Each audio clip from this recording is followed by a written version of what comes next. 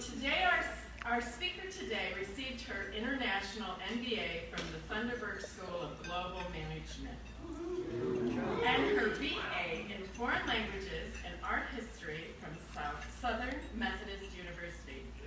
She was an active Rotarian in Nashville, and she's a former member of our club.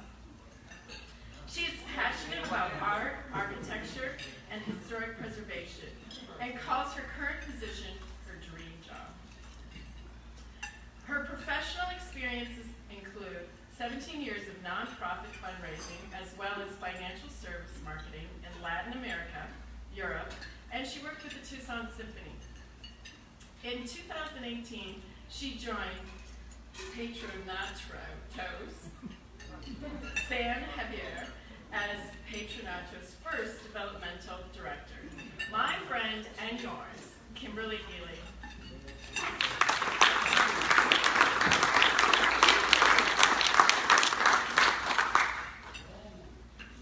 Thank you so much, Vicki and Jennifer. I so appreciate the invitation to be here. And I'm so excited to see so many familiar and friendly faces in this incredible Rotary group. I just feel like I'm right at home, and it's just an honor to be here. And I also know that so many of you have such deep interest in our work at Patronato San Xavier, so I was delighted to be able to come today and share some updates with you. So I'm really wanting to focus on the power of protecting cultural heritage, especially during the times of crisis that we're in right now. And so I wanted to just, first of all, for those of you who don't know, explain a little bit about our mission. Patronato San Xavier was formed in 1978. A bunch of community members were asked to form this group, and at that time and for many years, the sole mission was to raise funding and conserve the mission San Xavier. But last year, we really looked at the scope of our work and we revised our mission statement. So we actually have three focuses. The first is raising and funding conservation. The second is conducting scientific research in the area of preservation that we share with peer organizations. And the third is the interpretation of the mission. And by that I mean that we have about 70 trained docents. And during a normal March, they would have given up to 10 45-minute complimentary 10 times a day offered a 45-minute complimentary tour to anyone who came to the mission. Of course, that has all changed. But the education component also with our Speakers Bureau is really important. So we now have those three focuses that we like to share. We also let people know, because there can be confusion, that Patronato receives no ongoing sustaining funding from any government or religious organization. So that's a little bit about who we are. And what I wanted to do today, first of all, right off the bat, is take you on a quick little visit of the mission itself. And when you look back at the early days in March, actually on March 14th, the mission was completely closed to the public. And of course, the mission is located on the San Xavier Nation in the San Xavier district. So not only did the church doors close, but the San Xavier district was very concerned about visitors bringing possibly the COVID to the nation. So they actually roped off the entire parking area, and it was only opened recently on the 8th of June. Father Bill, the resident parish priest, made the determination with the approval of the nation and the district to limit the visitation to the mission to a really short window. So basically, if you want to visit the mission, you can, but it is only open from 9 until noon, and then they've got the gift shop open, but there are no formal tours, and the parish staff is actually greeting and monitoring the amount of visitors inside the church. So I just wanted to take you on a little walking tour. I went out there for the first time in 3 months a couple weeks ago. And so they make it very clear that masks are required. And again, it is a very quiet place. So if you want to buy a candle, they've set up a little kiosk outside the normal candle area, and you can do that. And you can also go into the back part of the church. You can see Antonietta there with her gloves and mask. She's one of the staff members who's welcoming a local parishioner from the community. The day that I was there was almost no one there. So let's go inside the church so you get a sense of what people experience. Just looking at this, for those of you who've been in, you may recognize that we are really in the very back of the church, right inside the portal.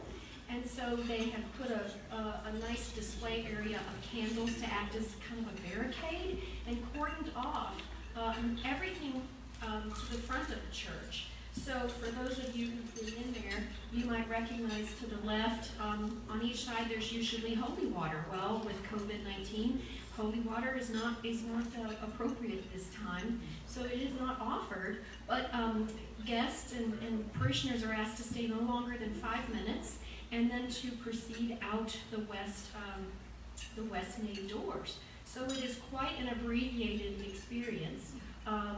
But just looking at the sidewalks that are usually full of people, you can see that it is a very quiet place indeed. There are no vendors selling bread out in the plaza that we're also familiar with. And it's a very peaceful but very, very quiet place and very different place. So that's just a little snapshot of what you would experience today if you decided to go down there. But I wanted to cover that so you had a sense of the mission itself. But I also wanted to bring into the discussion Patronato's work. So we're going to take a look at what's going on since COVID-19 happened at the very top 30,000 foot level with some great plans that we have, and then also some smaller projects at what I'm calling the ground level that have continued during COVID-19 in a very safe manner. So let's start out with what's going on in the bigger picture. So we are, for those of you who might have read our recent newsletter, we are celebrating the arrival in April of the first comprehensive roadmap to taking care of not only the historic church, but the 14-acre mission footprint of historic built structures. So this is a conservation management plan, and it has been done in partnership with the University of Pennsylvania's Center for Conservation, Architectural Conservation. And basically people say, well, what is that? So I like to remind everybody that basically it's a framework for the ongoing care and management of this 14 acres. It's based on what has been a 2-year assessment of all of the cultural assets on the site, and also meeting with stakeholders to discuss the heritage values of all these different parts of the mission, what it means to the people. And then also it creates policies and recommendations that really assist with the ongoing and long-term care of the site.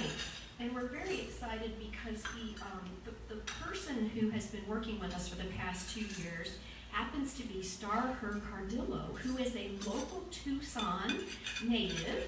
She went to the University of Arizona. She got a graduate certificate from the Heritage Conservation Program here, and then went on to the University of Pennsylvania, where she got a graduate degree from this Center of Architectural Conservation that is an expert in this field. So she has authored this and worked with stakeholders and been here multiple times over 2 years doing conditions, reporting, etc. And we are thrilled that she has joined us as an external consultant to now help us with the implementation of this plan. So the implementation is addressing priorities. And the top priority, as you all may know and guess, what is the top priority? It's completing the East Tower. Now the East Tower is a $3 million project. And the beginnings started in 2010. We had some really big hopes about being part of the Pima County bond in 2015, where they put in $1.5 million into the bond to match our $1.5 million, and then we're even going to give some money to the facade. But of course, as you all may remember, that 2015 bond did not pass. So that slowed us down a little, but not too much, because we've raised everything but $1 million. So we're in that final phase right now, and really getting excited about working with a team of contractors, developing who that team is going to be, from doing a request for qualifications, and then now we're going to move into a request for proposals. But it all hinges on our ability to fund confidently this exciting project. One of many projects outlined to take us through the next decade. So that is priority number one, and I think it will be very exciting when that scaffolding goes up, because you will know that we have the confidence that it will be up as little time as possible to ensure that the conservation occurs in an efficient manner, and then we'll get on to the next priorities. Now, I mentioned to you we were going to talk 30,000 feet. Now I want to talk really more directly to what's been going on at the mission with Patronato's conservation team during COVID-19. So really, it's been kind of a really neat opportunity. I'm not sure that many of you know, but at about 6:30 each morning during normal times, there's a tiny chapel called the Juan Diego Chapel, and it's mostly used by the parish priests and the nuns at the school, and it's used every day during the week. So they have needed attention to that chapel for a long time, but because it's regularly in use, when COVID happened and they shut it down and actually started using the bigger church, it created a window of opportunity for our interior conservators. So what they did was they went in and did a thorough cleaning of the Juan Diego Chapel, particularly focusing on the beams and the saguaro ribs that tend to collect a lot of dust and debris. And then they refreshed completely the lime wash plaster inside, and were able to do that thanks to the little pause button that the COVID-19 created. And of course they did it with the masks and the distancing and all that. So that was a really great accomplishment that the parish was happy about. Then they returned up to, I'm taking you up into the choir loft if you haven't realized it, but they returned to the choir loft, which the beautiful choir loft had been turned into a temporary conservation studio in the fall of 2019, because several of the objects that were being conserved are so spiritually significant to people that we didn't want them to be removed off the property. So it created a great opportunity. So during this quiet phase, the choir loft was still busy. And so what was going on up there? Well, our conservation team was at work, and I want to introduce you to them. Some of you may have already met on the far left Matilde Rubio, who is originally from Spain.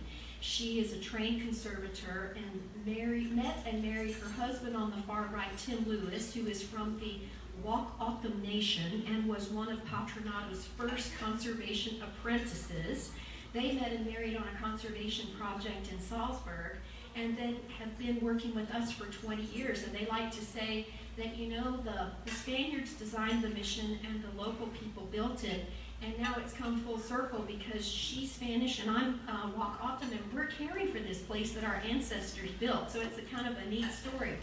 The young lady next to Tim is Susie Moreno, who has gone through our Patronato's 3 years of conservation apprentice training with them, and we have now hired her as an intern. And one of the things I love about our work is that we always want to be training the next generation. So whether it's in the woodworking area, in the construction area, in the interior conservation, we want to invest in training people from the community. Susie is from the village of Wak, so that can remain part, if it's their passion, that can remain within their care. So it's a really exciting story. But what are they doing up there? Well, Tim and Matilde are working on a very historic 18th century Virgin of Guadalupe canvas that usually hangs when you walk into church. It usually hangs on the right-hand wall. And so it is very much revered as kind of a pilgrimage type of canvas. But guess what? It has had a lot of attention to it. In 2002, there were some conservators who had attempted a conservation, but so often processes change and best practices move in a different direction. So Tim and Matilde have been really busy. They have 4 phases. The first phase is basically removing all of the overpainting and the varnishes that have been added. And then the second phase is what they're in right now, which is removing all the dirt that was trapped underneath. And they do that very, very carefully. They do it with special solvents and actually scalpels. But the care must be taken that none of the original surface be removed. So it's quite a process. The third process is going to be transferring it from an incompatible canvas that it was put on in the earlier conservation to a proper canvas, and then it will appear where it needs to be and be ready for people when they come back into the church, which I think is a really exciting thing. This is a nice example at the very bottom of the Virgin Guadalupe. You may recall the angel. So you can definitely see the difference between the former state and the state of conservation that it's in right now. So we're excited about that advancement. The other thing they're working on up there is the first-time conservation of a beautiful, nearly life-size statue of Saint Francis of Assisi. And I will say that, Bunny Fontana and others talked about the interior art of the mission as being sort of a folk Baroque, because there's definitely a hand of a master and then there are the hands of apprentices. Well, when it comes to, that's in the mural painting area, when it comes to the sculpture, the wooden sculptures, that is truly fine art. Because the wooden sculptures, most of them were produced, we think, in Querétaro in Mexico, where a lot of the guilds settled in New Spain, and that knowledge and that ability to create something so specialized resided there. So this is the first time that this statue has received any attention at all. And I like to show Susie Moreno, because Susie has been busy working on this with Tim and Mathilde.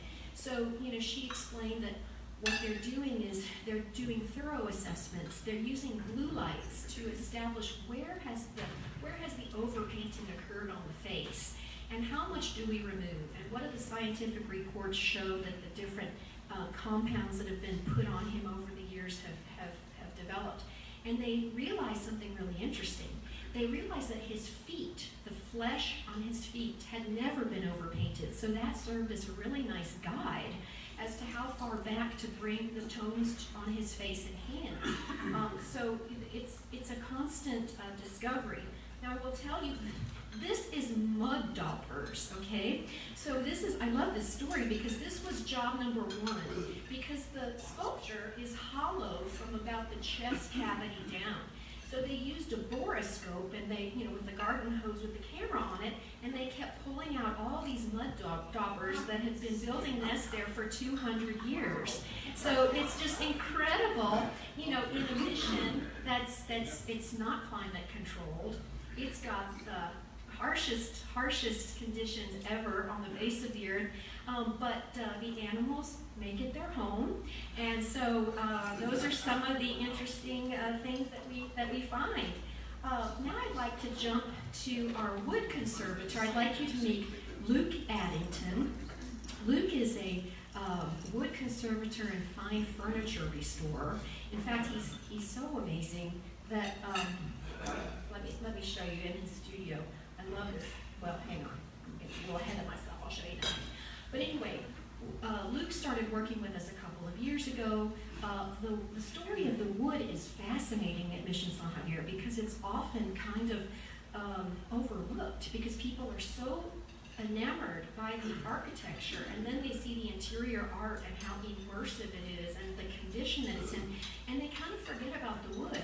Well, we are so fortunate not only to have Luke Addington here in Tucson, but also to have the University of Arizona's Dendrochronology lab right here, which is a world resource to be able to date and tell you, where a tree was harvested from, at what age it was at the time. I mean, the stories go on and on. So anyway, this journey with wood has been amazing. So what is Luke doing? He is actually working on, remember when we were walking out the church to the left? That is the west nave doors. And so he has actually removed both sets from there. There's some temporary doors there. And they are receiving their first ever conservation. These doors were put in the late 1790s and have never been touched, other than people thinking they were conserving them. So here's a picture of Luke's studio, and I like to show people think, well, what's that up there? Well, that's an Egyptian coffin that got sent to him from Egypt for conservation, right? So this guy sees it all. So it's amazing. So here are the two doors that are in his conservation studio right now. And so what he's been able to do, he's done some testing. He's waiting to hear back on where the wood was harvested. He thinks there may have actually been a guild-trained wood carpenter, maybe at the Presidio, who may have worked on these. So it just kind of goes on and on. But what he's doing is he's been testing and creating emulsions to properly clean these doors, and particularly clean off the big problems, which are like 2 layers of shellac. He's got lots of grime that are underneath those, and then a couple of layers of boiled linseed oil. Now, these were all added after they were installed by well-meaning people who thought this was the right thing. But what happens is those compounds erode and degrade the wood. So he's actually bringing the life back to it, and he has let us know that these doors are actually pine. Well, when you look at them, they look dark, like maybe mesquite, but they're not mesquite, they're pine. But over the years and the oxidization and grime and all that, they look different. So you can see right here, he is bringing these doors back. But the interesting thing is that while he's doing that, this is actually creating an interesting discussion for the stakeholders within the community, because San Xavier is an ultra Baroque church, meaning symmetry is really important.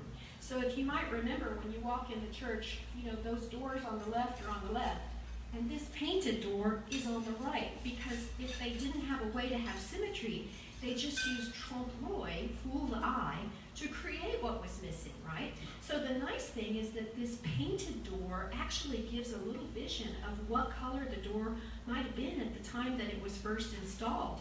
So as you can see, this painted door version is quite light and quite pine color. So then the question becomes, once it's been stabilized, then the question becomes to the parishioners in the community, do you want it to go back to its original color?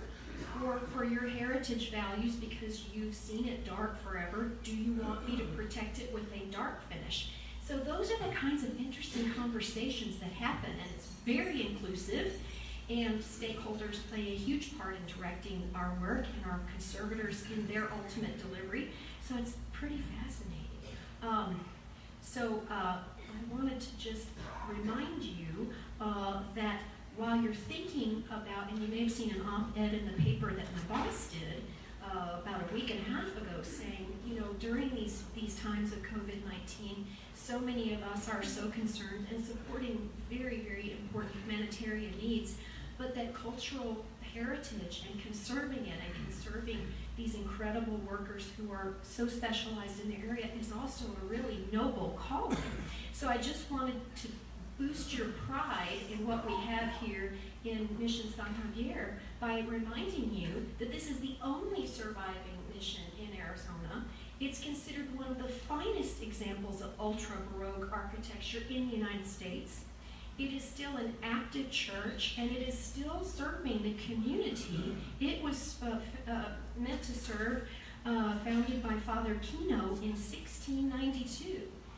Furthermore, it was named in 1963 to as a National Historic Landmark, and we are really excited to be now moving into the international recognition by having been added to the World Monuments Fund's watch list in 2016. Now, what is that? That is a list of the world's most culturally significant at-risk sites. So this was huge for us. And then we know, and we are told often, what a big economic driver. People come to Southern Arizona because they love history, and they want to be connected to the cross-border experience and everything that Tucson has to offer. So I just wanted to say, in the last couple of looks at this beautiful mission, to say thank you to so many of you who are on board with us and understanding and appreciate this incredible gem and cultural asset that we have, and that we are entirely cautious about our future. We know that we can't take on endeavors until we have the money to fulfill them, and we're not sure what the future's going to bring. But we are confident that with the proper support, we can get there. And the joy of giving is very promising. I had somebody call me yesterday who said, well, my husband and I are doing our part, he's giving to all of his humanitarian organizations, and I just want to do art and culture because art and culture bring me joy. And I said, me too.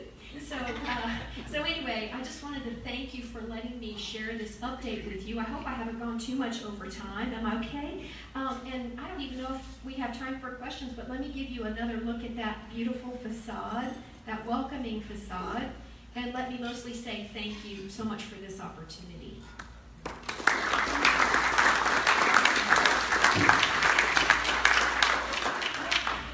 Jennifer said I have time for questions. Chris?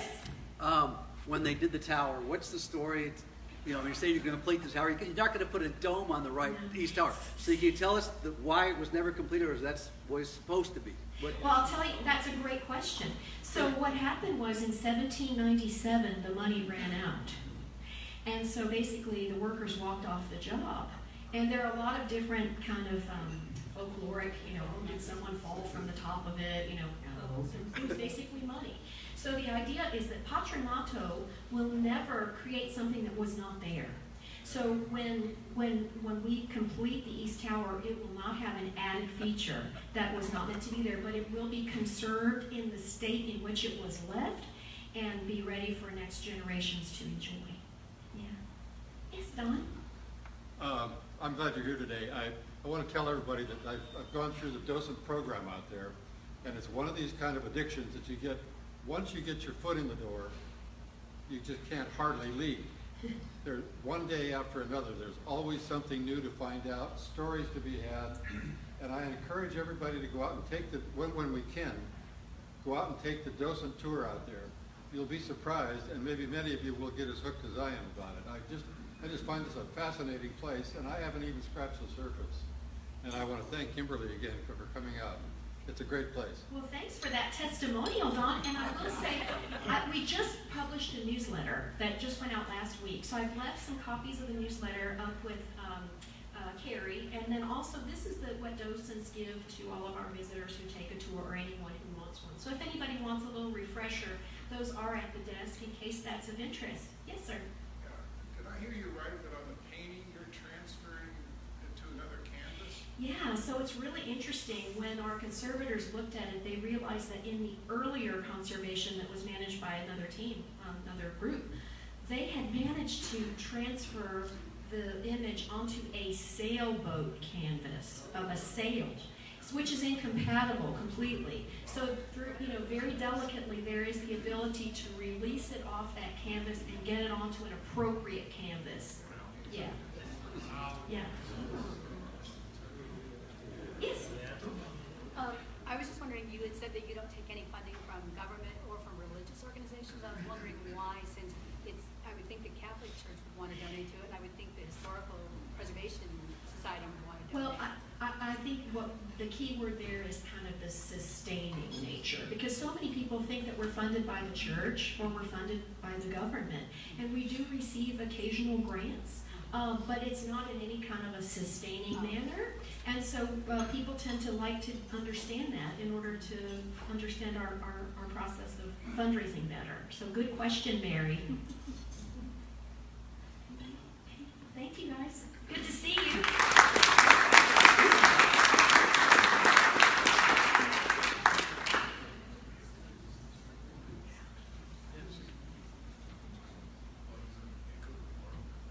Thank you so much, Kimberly. That was fantastic. We have a tradition in our class you may be aware of. We have all of our keynotes sign a book for our Make Way for Books library. And today's book is The Spanish Missions of Arizona. So I'll bring this down to you in a minute to sign. Okay, you guys, we have a birthday in the house. Woo-hoo. Today we're celebrating our very own ice cream man, Jerry Sullivan's birthday. Wow. He's been a member since 1997, and of course he owned Sullivan's Creamery for years and years. Actually, we frequented his ice cream shop after I would torture my children with a trip to the doctor's office to get their vaccines. And so they had something to look forward to at least. As most of you know, Jerry is a punny guy. So please help me welcome him to the stage.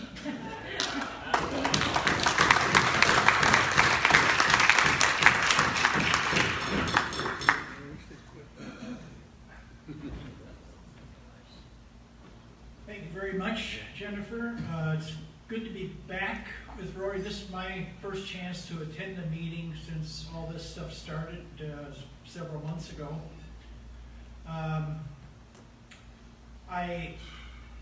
Things have been going pretty well, except I do have some health issues, one health issue anyway. I went to the doctor last week for my annual physical, and I told him that I was having some short-term memory problems, and well, the first thing he did was irritate me by making me pay in advance for my visit. Then he recommended that I have an MRI done on my head, and I just went there this morning to get the results, and he told me, well, first of all, he said the brain has two parts, the left and the right, and he said in your left side, nothing's right, and on your right side, nothing's left. But that's, it's somewhat of a bleak outlook, but I've been thinking about things since that diagnosis, and I, for instance, I remember perfectly the Rotary three-way test. And,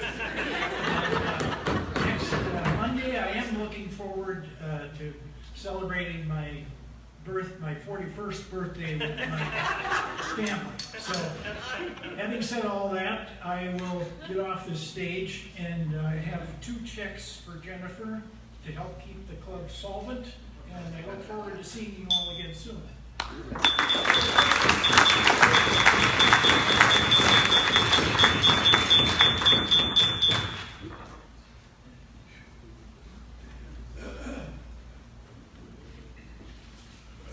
So I don't forget anything.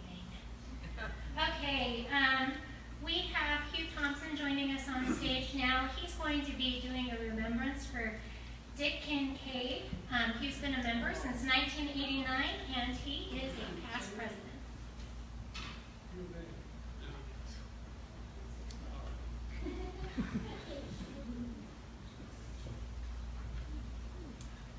Good afternoon. In my many years, I have had the privilege of knowing several geniuses, true Renaissance men. Richard Kincaid was one of them. His obituary tried to highlight all the honors and achievements this perfectionist accomplished in his 58 years in academia. I will try to touch more on Richard's humanity. After his undergraduate and PhD years at Yale, he returned to the U of A to teach. At age 32, he became chair of Romance Languages at Emory University, then on to chair at University of Connecticut, and finally back to the University of Arizona to found a new College of Humanities and become its dean. 5 years later, he stepped down to become the professor of Spanish and Portuguese, where he finished out his career. Some of Richard's unique qualities include: he was a high school All-American swimmer. He was fluent in 7 languages, a voracious reader with a photographic memory. He always had a pertinent quote for every interaction. He was a versatile musician, singing in the boys' chorus as a youth. He sang with a Hill School Glee Club and an a cappella group in Pennsylvania. He was a pianist extraordinaire and a talented flamenco guitarist. He built a harpsichord just so he could hear what Bach's music sounded like when it was written. A spiritual seeker at an early age, in 1971, he joined an ancient but little-known path called Eckankar, the path of spiritual freedom. Not being content with the speed of his sports car, he decided to build an airplane in his garage. He always read instructions several times before starting a project, frequently changing some of them to make the product better.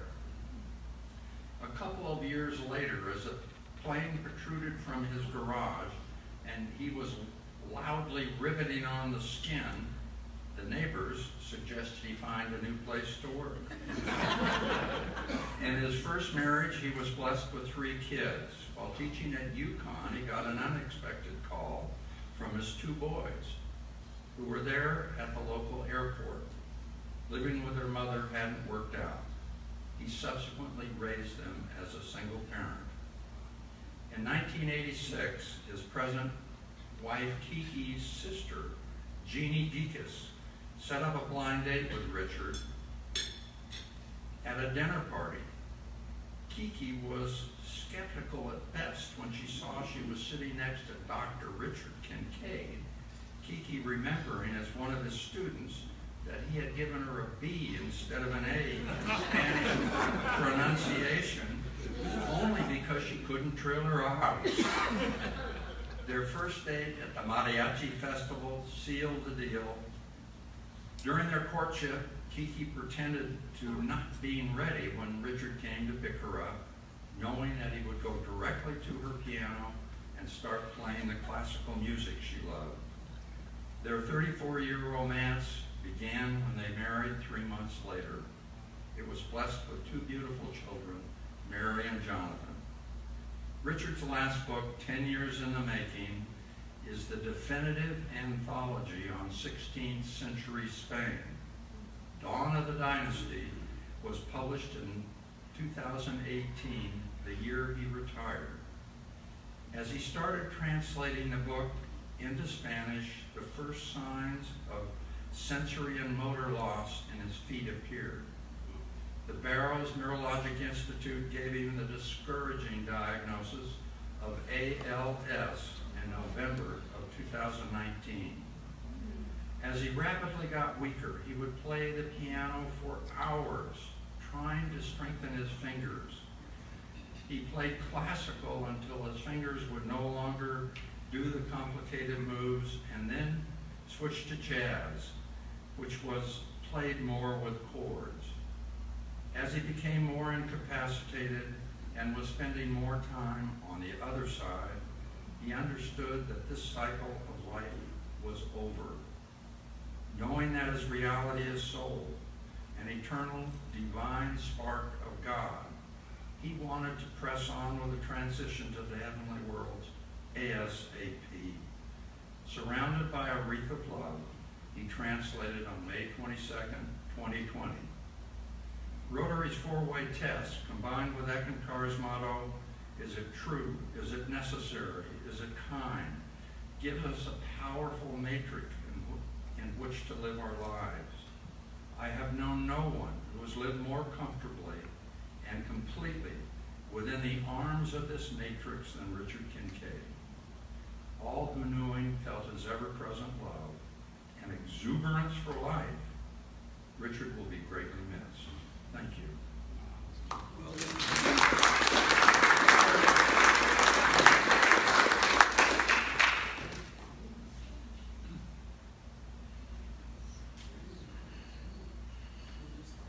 Wow, what an amazing person. I think we are moving on to our Sergeant at Arms today. Gary, what do we have going on? We just have one thing going on. Joe Danishevsky. That's great. I don't need a microphone, do I? So, I want you to remember one word about our ticket sales drive.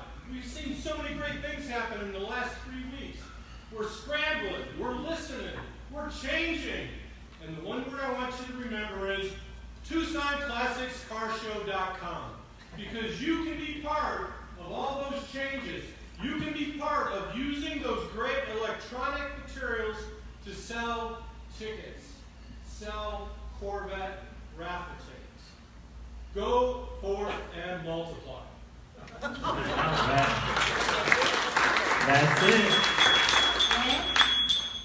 Well, I mean, I could get up here and begin storytelling because it seems we're considerably ahead of schedule. Once upon a time, you guys. I'm just kidding.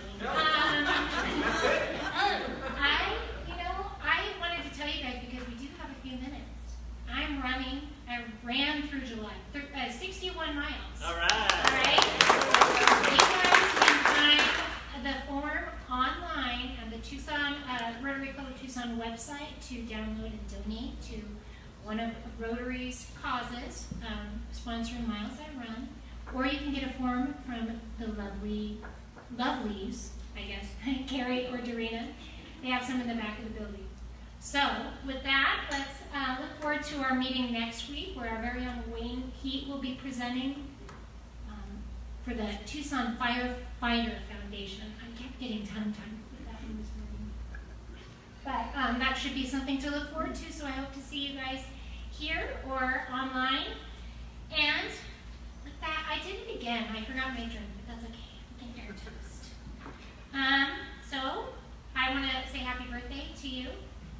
And let's go ahead and stand.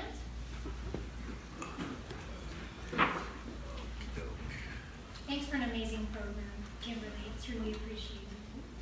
All right, here's to embracing the past and preserving its story while learning from its lessons it has to offer in a way that helps us put our best foot forward in the future. Here. And we're adjourned.